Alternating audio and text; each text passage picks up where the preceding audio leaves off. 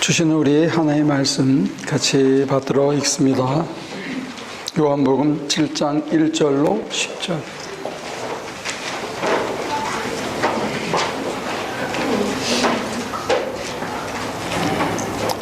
그 뒤에 예수께서는 갈릴리를 두루 다니셨다. 유대 사람들이 자기를 죽이려고 하였으므로 유대 지방에는 돌아다니기를 원하지 않으셨다. 그런데 유대 사람의 명절인 초막절이 가까워지니 예수의 형제들이 예수님의 제자들도 예수께 말하였다. 형님은 여기에서 떠나 유대로 가셔서 거기 있는 형님의 제자들도 형님이 하는 일을 보게 하십시오. 알려지기를 바라면서 숨어서 일하는 사람은 없습니다. 형님이 이런 일을 하는 바에는 자기를 세상에 드러내십시오. 예수의 형제들까지도 예수를 믿지 않았기 때문이다. 예수께서 그들에게 말씀하셨다. 내 때는 아직 오지 않았다. 그러나 너희의 때는 언제나 마련되어 있다. 세상이 너희를 미워할 수 없다. 그러나 세상은 나를 미워한다. 그것은 내가 세상을 보고서 그 하는 일들이 악하다고 증언하기 때문이다. 너희는 명절을 지키러 올라가거라. 나는 아직 내 때가 차지 않았으므로 이번 명절에는 올라가지 않겠다. 이렇게 그들에게 말씀하시고 예수께서는 갈릴리에 그냥 머물러 계셨다. 그러나 예수의 형제들이 명절을 지키러 올라간 뒤에 예수께서도 아무도 모르게 올라가셨다. 혹시 누가 여러분들의 친구 중에 누가 여러분들을 찾아와서 아니 이렇게 하는 게 훨씬 실감이 나겠네. 둘씩 짝을 져서 한번 쳐다봐봐요. 죄송해요. 이 실감나게 저는 이제 쳐다보고 손가락을 이렇게 들어요. 아니 날 보지 말고 서로 짝을 져서 보라고. 됐습니까? 네, 너 악하다.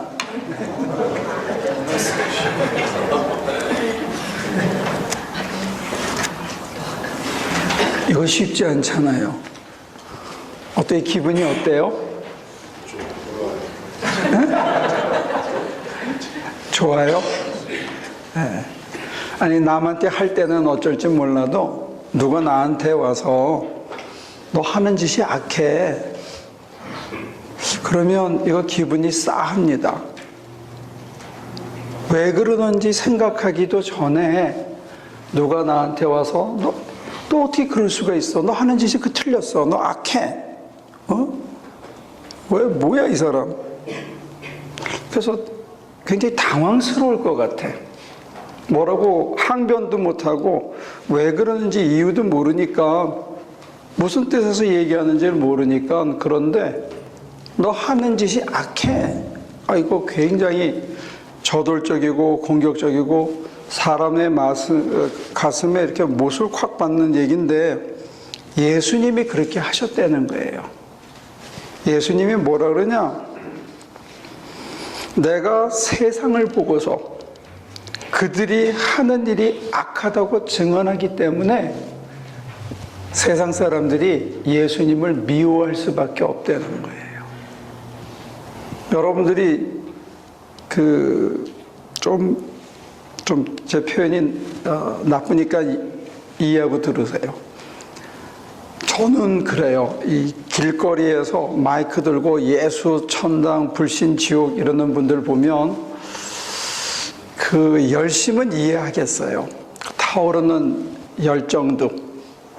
그리고 조끼에다가 예수, 천당, 불신, 지옥 입고 다니는 사람도 있는데 여러분들 용서하고 들으세요. 저는 개인적으로 그 사람들 보면 기분이 나빠요. 왜 기분이 나쁘냐? 자기 컨페션은 좋은데 사람을 정죄하는 것처럼 보이기 때문에 가장 좋은 거는 가장 조심스럽게 설득하고 가장 소중하게 이렇게 전달해야 되는데 그걸 마구잡이로 너 예수 안 믿으면 지옥불에 떨어간다. 이거는 야, 가봤나 이런 생각도 들고 좀 루드하다,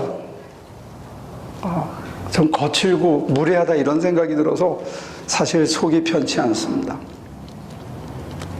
누가 또 그럼 너는 왜 그렇게 안 하냐? 또 그것도 뭐 그런데 하여튼 저는 편치 않아요.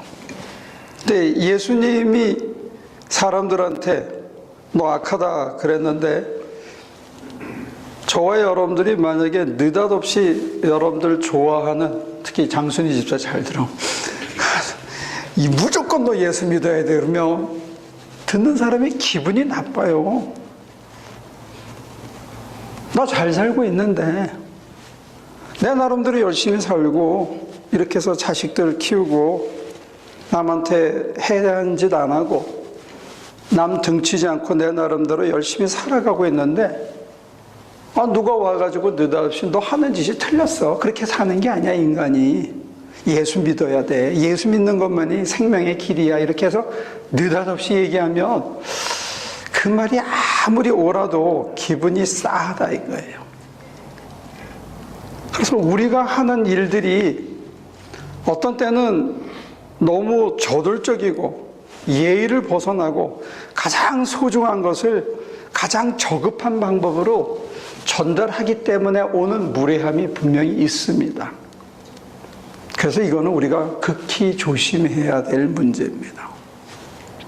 그런데 조금만 더 속을 들여다보면 예수의 길, 생명의 길, 세상 길이 아닌 이 천상의 길은 사실은 세상 사람들을 불쾌하게 만듭니다. 내가 살고 있고 내가 안정을 가지고 이게 옳다라고 살아가고 이게 법을 지키는 것이라고 하고 내가 아는 대로 내가 배운 대로 나는 잘 살고 있다고 생각하는 사람들 앞에 가서 예수의 길을 얘기하면 그 사람들이 믿고 있던 파운데이션을 뒤흔들어 놓기 때문에 우리가 증언하는 생명의 길, 예수의 길은 세상의 길을 가는 사람들의 입장에서 보면 이게 참 거북하고 듣기 싫은 본질적인 요소가 있다는 거예요. 우리가 하는 애티튜드나 어떤 태도나 어떤 겉으로 드러난 그것뿐만이 아니고 우리가 전하고 싶은 내용, 알맹이 본질 자체가 세상 사람들이 기분 나쁠 수밖에 없는 내용을 전하고 있다는 거예요. 6장에서 예수님이 당신의 피와 살을 먹어라. 근데 피와 살을 먹는 길이 뭐냐라고 얘기했을 때 내가 겨우 떡 5개, 물고기 2마리 겨우 갖고 있는데 5,000명한테 먹이라고 주라고 그러는 거예요. 내 거를. 세상의 길은 쌓고 많이 높아가고 하는데 자기 걸 주라고 그러는 거예요. 오늘 7장에서는 이렇게 얘기합니다. 예수님의 친형제들이 그렇게 얘기하는 거예요. 뭐라고요? 당신을 드러내십시오. 이게 세상의 길입니다. 우리 하나교회는 교인들이 조금 수준이 저를 포함해서 좀 떨어지기 때문에 교회에 오실 때도 티셔츠 바람으로도 오고 뭐 와이셔츠 바람으로도 오고 우리 전김 집사님을 제외하면 정장하신 분이 거의 없는데 대부분의 교회에 가면 잘 차려입고 가잖아요. 그죠? 그래야 뭐 자기도 이렇게 좀 추스린 것 같고 주일날 주님에게 다가가는 것 같고 뭐 이런 것도 있겠죠. 그런데 겉을 꾸미고 많이 쌓고 학벌을 더 가지려고 하고 자녀들에게 죽으라고 공부시키려고 하고 우리가 투잡, 쓰리잡 뛰면서 뭔가 경제적인 안정을 가지려고 하는 그 모든 뒷면에는 뭐가 있냐면 세상에서 자기가 빠지고 싶지 않기 때문에 그런 것도 있다는 겁니다. 사람들한테 빠지기 싫은 거예요.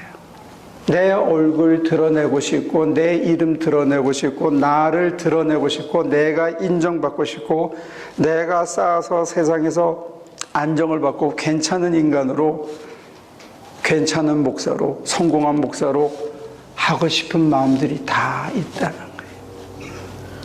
그래서 하나님의 영광을 위해서 사는 게 아니고 사실은 하나님을 믿는 것조차도 자기 영광을 어떻게 하면 더 얻을까 해서 예수를 믿는 거지, 대부분의 사람들이 하나님을 위해서 살거나 예수님처럼 나 드러내는 거엔 전혀 관심도 없는, 내 욕심하고는 관심도 없는, 내 사심하고는 관심도 없는 그런 삶을 살지는 않는다는 거예요. 그래서 우리가 증거하는 이 복음의 알맹이나 내용과 본질을 심지어 교회를 잘 다니는 사람한테도 이걸 증언하면, 다시 말해서 예수님 앞에 서면 여기가 뭔가가 뭉친 것 같은, 여기에 돌멩이가 하나 꼭 박힌 것 같은 그런 느낌이 있다는 거예요. 내가 주를 위해서 헌신한다고 하면서도 내 스케줄 먼저 따지고 내 형편 먼저 따지고 남에게 구제해야 된다 준다고 하면서 지갑을 열어가지고 얼마 있나를 먼저 본 다음에 이렇게 끄집어내는 내 행동이 세상을 살려면 어쩔 수 없이 그래야 된다라고 스스로 정당화시키면서도 주님 앞에 서면 그게 불편한 거예요. 예수의 길이 믿는 우리에게도 불편하게 할 뿐만이 아니라 믿지 않는 사람들이 내가 잘 사는 줄 알고 있는데, 나는 잘하고 있는 줄 알고 있는데, 나는 바른 길 가고 있는 줄 알고 나는 법을 잘 지킨다고 생각하는데 예수의 길이, 생명의 길이 그 사람들을 이렇게 비춰주면 뭐가 이게 찜찜한 거야. 갑자기 불편해지는 거야. 내가 하던 게 맞나? 이대로 가도 되나? 하는 의구심을 던진다는 거예요. 이게 생명의 길이 주는 파괴적인 힘입니다. 어제를 파괴하고 오늘을 다시 세워야 되는 이 복음의 생명의 길이 우리들에게는 어떤 때는 공격적으로, 파괴적으로 우리를 비난하고 너 악하다 하는 이런 질타의 손가락으로 우리에게 다가올 때가 있다는 거예요. 그래서 우리의 허구를 무너뜨립니다. 그래서 사실은 우리 한국 교회가 지난 한 40년 동안 잊어버린 신앙의 미덕과 신앙의 본질이 하나 있어요. 여러분들은 그게 뭘 거라고 생각합니까? 믿음에 있어서 가장 중요한 요소인데 우리가 거의 얘기하지 않게 된 그런 덕목이 하나 있어요. 그게 뭐냐면 회개입니다. 회개. 내가 하나님 앞에 내 심장을 바로 세우고 살지 못했습니다 하는 이 매일의 고백이 우리에게 있어야 되는데, 언제부턴가 강단에서도 이게 외쳐지지 않고 여러분들의 개인의 신앙 실천에서도 잊어지는 거예요. 더 단도직입적으로 얘기하면 여러분과 제 심장에서 생명수가 흘러나오지 않으면 우리는 회개해야 됩니다. 무슨 말이냐면 내가 아무 사심 없이 하나님만 바라고 살고 하나님을 의지하고 사람을 의지하지 않고 하나님에게서 안정을 얻고 세상 거에서 안정을 얻지 않는 삶을 살면 우리 안에서 생수가 흘러나옵니다. 에스겔서에서 얘기하는 것처럼. 그 배에서 생명수가 흘러나올 거라고 요한복음 7장에서 예수님이 덧붙입니다. 아무 자기를 드러내지 않으려고 하고 자기 드러내는데 관심 없고 하나님의 영광을 위해 살고 아무 욕심 없이 살고 그저 하나님이 시키는 대로 하나님만 바라보고 사는 그 사람의 심장에서는 생명수가 흘러나와서 살아있는 게 좋다는 거예요. 근데 저와 여러분들이 살아있는 게 별로 시답지 않고 사는 게 버겁고 짜증이 나고 힘겹다는 얘기는 하나님 대신에 사람을 의지하고 하나님 안에서 안정을 찾으면 세상에서 안정을 찾고 하나님이 알아주기를 바라기보다는 세상에 자기를 드러내서 세상에 자기를 알아주기를 바라다가 그쪽으로 쭉 가다가 보면 내 심장에서 하나님이 멀어진 거예요. 쌓이고 쌓여서 심장에서 하나님이 멀어지니까 생명수이신 하나님이 우리 안에서 흘러나올 수가 없게 된 거예요. 그러니까 우리는 율법 지키고 율법을 지키려고 안식일에도 불구하고 할례를 행하고 안식일에 사람이 죽어가는 데는 눈 감고 내 것을 나눠주는 데는 눈 감고 살아가는 거예요. 그래서 요한복음 8장에 보면 기가 막힌 얘기가 요 앞뒤로 딱 있습니다. 7장에서 제자들이 형님 하시는 일을 세상에 어차피 알려야 되면 드러내놓고 하시지요. 자기를 드러내야 되지 않습니까? 하고 예수님의 형이상학적인 가르침이 그 뒤를 이어집니다. 그 다음에 예화가 하나 삽입되는데 그게 뭐냐면 간음하다가 벌거벗고 끌려온 여인입니다. 이 구조가 굉장히 암시하는 바가 많습니다.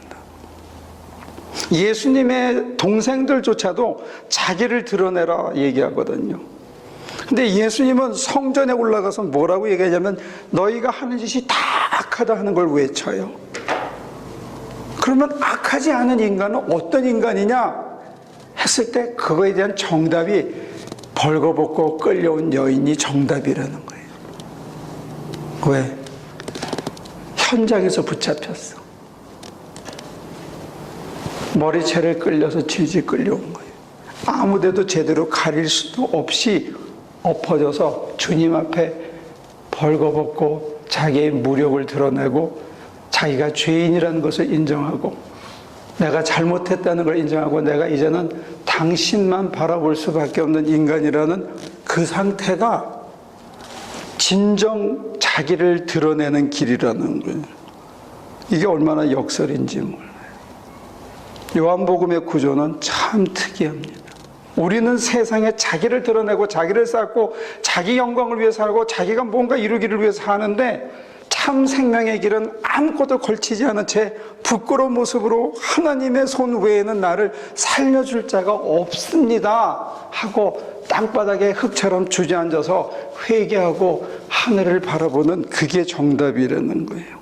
그때 그 심장에서 그 성전에서 생명수가 흘러나오는 역사가 있다는 거, 이게 요한복음 7장은 참 기가 막히게 쓰여진 것 같아요. 우리가 알고 있는 모든 가치관을 뒤엎습니다. 한번 해볼래? 서로 보고 한번 쳐다봐. 다시 너 악하다. 왜 안 해?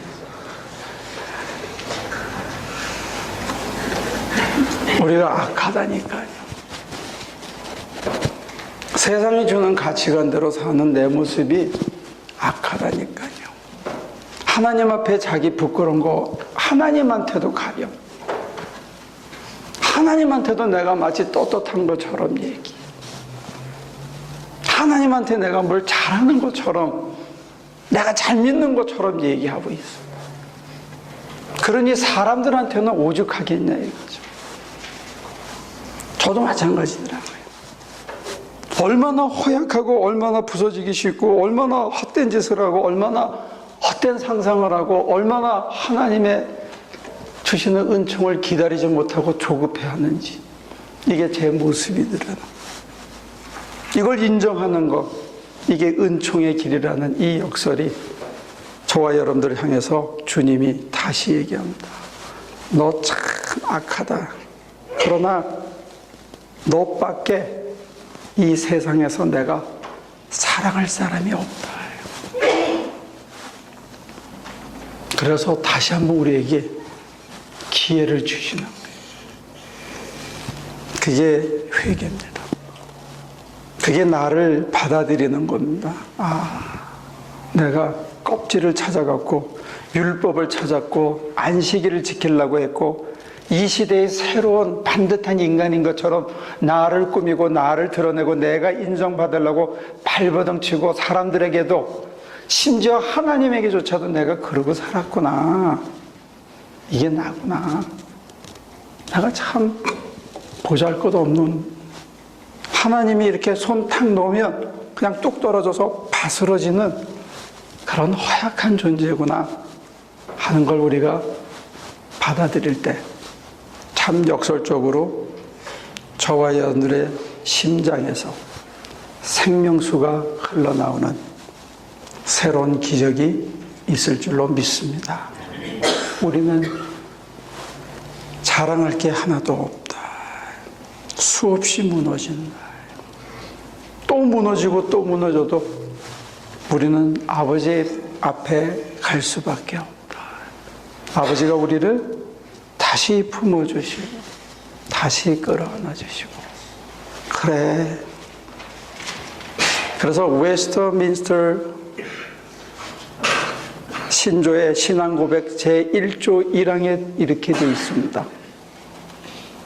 요즘은 거의 가르치지 않는데, 인생의 목적이 무엇이뇨? 교리문답의 1조 1항이 그거예요. 여러분들은 인생의 목적이 뭐라고 생각합니까? 왜 사냐 물어본 거예요. 불과 200년 전에는 이렇게 가르쳤습니다. 인생의 목적은 하나님의 영광을 위해 사는 것이다. 왜 그렇게 사는 거라고 했을까? 제가 처음에 교리를 배우고 교리를 가르치기 시작할 때는 그게 부담감으로 찾아왔어요. 그러나 오늘 이 본문을 보면 자기를 다 줬어. 자기 사심은 털끝만큼도 없어. 자기 욕심 때문에, 하찮은 거에 감정적인 충동 때문에, 욕망 때문에 자기 인생을 망가뜨리지 않았어. 예수님이 그렇게 사셨어요. 그리고 심지어 다른 사람에게 욕을 먹으면서까지 악한 길이 무엇인지, 정말 선한 길이 뭔지, 생명의 길이 뭔지, 죽음의 길이 뭔지를 다 가르쳐주고 자기를 다 주고 자기를 드러낼 생각은 털것만큼도 하지 않았어요. 그렇게 사셨어요. 근데 그분의 인생의 끝이 뭡니까?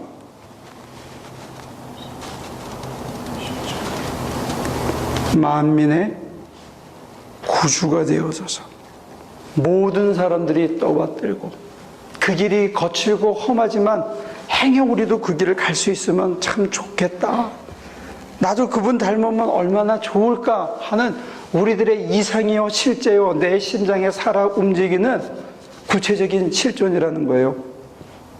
자기를 다 주고 다 포기하고 자기를 드러냈는데 털것만큼도 관심 없이 그저 하나님의 영광만을 위해서 산 인간을 하나님의 가장 영화로운 존재로 변화시켰다는 거예요. 그 당시에도 자기 영광을 위해서 산 사람은 수없이 많습니다. 그때 잠시 사람들의 영광을 누렸던 대제사장, 왕들, 권력 가진 사람들, 돈 많이 모은 사람들, 베레벨 사람들이 그 시대에 그렇게 많이 있었습니다. 그러나 지금 우리는 아무도 기억하지 않습니다. 2000년 전 산 사람 중에 우리가 고작 이름 기억하는 사람이 누가 있습니까? 네로, 카이저 뭐 이런 정도죠. 근데 그 사람들을 존경합니까? 아니잖아요. 우리의 가슴에 와서 따끈따끈하게 우리를 위로하는 이름, 우리가 존중하고 존경하고 경외하는 이름, 그 이름은 누구? 그 이름은 예수입니다. 그분은 자기의 영광을 위해 살지 않았습니다. 자기의 욕망을 먼저라고 생각하지 않았습니다. 자기를 다 주셨습니다. 그리고 끝까지 그 길을 따라갔던 수많은 사람들 중에 우리는 바울이라는 이름을 기억합니다. 프란시스라는 이름을 기억합니다. 이용도라는 이름을 기억합니다. 마더 테레사라는 사람의 이름을 기억합니다. 그리고 수없이 많은 보네포라든지 마틴 루터 킹 주니어라든지 그런 사람들의 이름을 기억합니다. 그들은 자기의 이름을 드러내기 위해 사신 분들이 결코 아닙니다. 생명의 길, 복음의 길은 참 역설적이게도 자기의 이름을 감추고 하나님의 이름을 드러내려고 했던 사람의 이름만 기억한다는 거예요. 자기 이름은 감추고 하나님의 이름만 드러내려고 했던 사람의 이름만 역사는 기억해주고 있다는 사실입니다.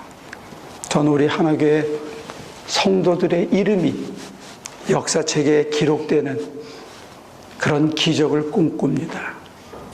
그런 축복이 여러분들에게 있기를 주님의 이름으로 축원합니다. 기도합니다. 우리를 살리셔서 생명을 주셨는데 그 생명의 생명수가 흘러 넘쳐서 사는 게 참 기쁘고 좋았는데 내가 어느 정도 섰다고 생각하고 잘한다고 생각하고 남을 가르치려고 생각하다가 수없이 넘어지는 우리들의 모습을 봅니다. 오만하게 남을 가르쳤고 우리의 생명의 주가 되신 당신의 영광을 드러내기보다 내 얼굴과 내 체면을 드러내고 내가 더 쌓고 더 행복하게 사는 길을 추구하며 살았습니다. 역사책을 보면 그런 사람들의 이름이 하나도 기록되지 않았는데도 불구하고 우리들의 마음은 갈대처럼 수없이 흔들립니다. 하나님, 우리의 심장을 다시 한번 붙들어 주시옵소서.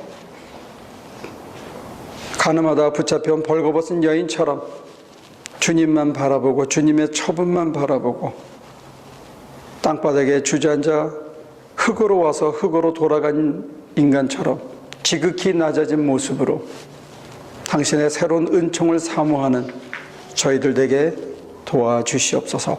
예수님의 이름으로 기도합니다. 주님이 도와주시기를 빕니다. 주님, 우리를 다시 한번 살려주시옵소서.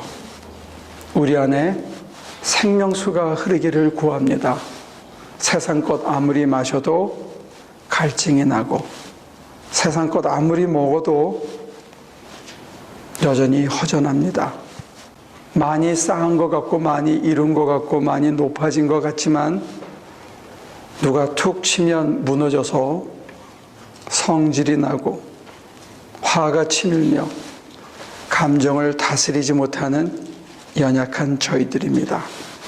우리 심장에 예수님을 심어 놓으셨는데 생명의 원천이요 생명의 빛을 생명수를 우리 안에 심어 놓으셨는데 우리의 눈은 여전히 허망한 것들, 사라지는 것들, 변하는 것들, 서로 등지고 원수지고 핥히고 있는 것들에 마음을 두고 있습니다. 이 시간 우리 하나교회 모든 성도들의 심장을 생명수로 씻어 주시옵소서. 주님의 피로 다시 한번 닦아 주시옵소서. 주님의 피와 주님의 생명수가 우리의 심장에서 다시 한번 흘러 넘치기를 구합니다. 주님이 나를 위해 살지 않고 하나님 위해서 사셨던 것처럼 여기에 고개 숙인 우리 하나하나를 위해서 자기의 피와 살을 다 주셨던 것처럼 이제는 그게 우리의 순서가 되게 하시고 우리 차례가 되게 우리에게도 선한 기회를 허락하여 주시옵소서. 두렵고 떨리지만 여전히 하다가 또 넘어지겠지만 이 길밖에 없고 이 길을 꼭 가야 된다고 이제는 믿습니다. 당신에게만 생명의 피가 있고 생명의 물이 있음을 고백합니다. 주 예수여, 우리를 살려 주시옵소서. 우리를 사용하여 주시옵소서. 이제는 우리 주 예수 그리스도의 은혜와 아버지 하나님의 크신 사랑과 성령의 힘주심이 이전을 떠나 하나님 나라를 보여주게 될, 하나님을 보여주고 그리스도의 향기를 뿜고 살게 될 하나교회 모든 성도들의 삶 속에 지금부터 영원까지 함께 하시기를 간절히 축원하옵나이다.